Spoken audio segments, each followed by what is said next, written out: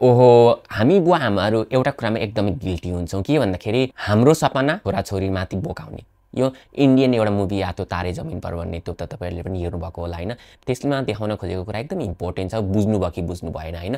छोराछोरीलाई हाम्रो आफ्नो सपनाको भार बोकाउने काम कहिले पनि नगर्नु होला।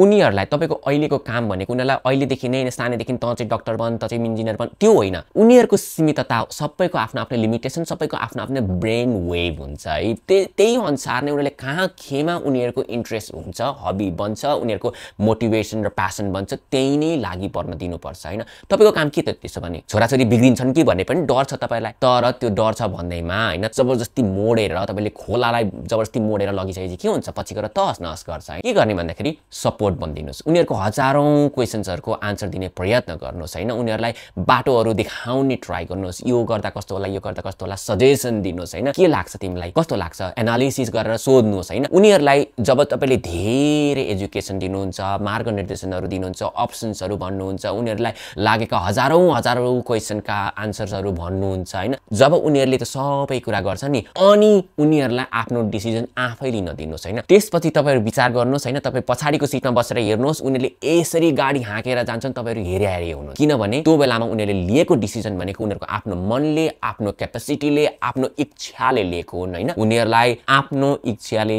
कामहरु गर्न दिनुहोस्। भएन गलत रास्तामा लागे भने सजेसन्सहरु गर्नुहोस् हैन। नराम्रो एक्जाम्पल्सहरु भएकाहरुलाई देखाउनुहोस्, उजागर गरिदिनुहोस् है। उनीहरुलाई चाहिँ क्ल्यारिटी दिनुहोस् तर मरोड्ने काम नगर्नुहोस् है त।